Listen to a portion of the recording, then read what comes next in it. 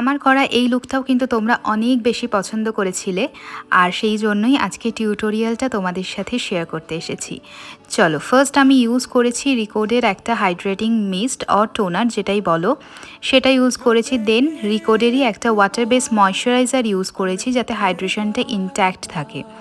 দেন যেহেতু গরমকাল, সেহেতু আমরা কোনো ক্রিম বেস ময়শ্চারাইজার ইউজ করিনি, তার জায়গায় আমরা ওয়াটার বেস ময়শ্চারাইজার ইউজ করেছি। দেন আমরা প্রাইমার ইউজ করেছি বেনিফিটের পোর প্রফেশনাল প্রাইমার। এটাও কিন্তু ভীষণ হাইড্রেটিং একটা প্রাইমার এবং ভীষণ ভালো একটা বেস তৈরি করে। তারপর আমরা ইউজ করেছি শপরেলের একটা লিকুইড হাইলাইটার, এটাও কিন্তু রিজনেবল প্রাইসে খুবই ভালো কাজ করে। তারপরে আমরা এখানে ইউজ করছি একটা কারেক্টার প্যালেট, যেটা শপরেলের নিউ লঞ্চ। যারা বড় জেড প্যালেটটা অ্যাফোর্ড করতে পারছো না বা এই মুহূর্তে নিতে পারছো না, তারা কিন্তু এই ছোট প্যালেটটা ট্রাই করতে পারো।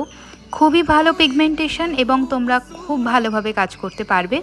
এটা দিয়ে কাজ করতে কিন্তু শীতকালে একটু বেশি সুবিধা হবে, গরমকালে একটু বেশি ক্রিমি মনে হতে পারে, বাট শীতকালের জন্য তো অ্যাপ্রোপ্রিয়েট একটা প্যালেট। দেন আমি এখানে ম্যাক্সিমিয়ার ফাউন্ডেশন ইউজ করেছি, ওর স্কিন টোন অনুযায়ী আমরা ফাউন্ডেশন ইউজ করেছি।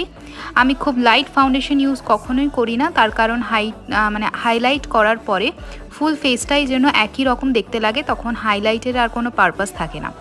সেই কারণে আমি এই প্রসেসটাই অ্যাপ্লাই করে থাকি। অ্যান্ড দেন আমি এখানে হাইলাইটার ইউজ করেছিলাম, লিকুইড হাইলাইটার। সেটা ছিল লরিয়াল ইনফ্যালেবলের, এবং সেটাকে আরেকটু কুল টোন দেওয়ার জন্য একটুখানি আমরা একটু লাইট কনসিলার ইউজ করেছি প্যালেটটা থেকে, সেম প্যালেটটা থেকে। দেন আমরা দুটোকে মিক্স করে ব্লেন্ড করে ফেলেছি। তারপরে আমরা ক্রিম ব্লাশ ইউজ করেছি রিকোডেরই। এই ক্রিম ব্লাশগুলো কিন্তু ভীষণ ভালো আর ভীষণ রিজনেবল।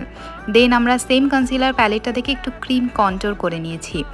তারপরে এখানে দেখো শপরেলের একটা ওয়াটারপ্রুফ পাউডার ইউজ করেছি ফুল বেসটাকে লক করার জন্য। এই পাউডারটাও কিন্তু সামারের জন্য ভীষণ ভালো কাজ করে, তোমরা কিন্তু এই পাউডারটাও ইউজ করতে পারো।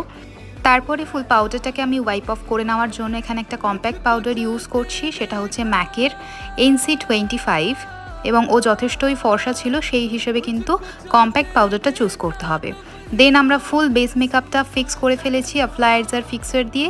এই ফিক্সারটা কিন্তু খুবই ভালো, ফুল বেসটাকে লক করে দেয়। অ্যান্ড দেন একটুখানি ব্লাশার ইউজ করেছি, আর তারপর একটু হাইলাইটার। ব্লাশারটা আমরা ইউজ করেছি MMS-এর প্যালেট থেকে, আর হাইলাইটার ম্যাকের হাইলাইটার ও ডার্লিং দ্য ভাইরাল শেড, ভীষণ রকম ভালো একটা হাইলাইটার। এটা ছাড়া তো আমরা ভাবতেই পারি না, অন্তত আমি তো ভাবতেই পারি না। তারপরে আমি করছি আই মেকআপ। এখানে আমি আইব্রো পমেড ইউজ করেছিলাম PSCর। দেন রিচার্ডেভের এই প্যালেটটা, আইশ্যাডো প্যালেটটা ইউজ করছি। ফার্স্ট একটা লাইট ব্রাউন শেড দিয়ে স্টার্ট করেছিলাম, দেন আউটার কর্নারে একটা ডার্ক ব্রাউন শেড ব্লেন্ড করেছি। তারপরে আমরা যত ইনার কর্নারের দিকে আসবো তত আমরা লাইট কালার ইউজ করেছি। মিডিলে একটুখানি অরেঞ্জিশ একটা ব্রাউন কালার নিয়েছি, যাতে একটু পপ আপ হয় আইটা।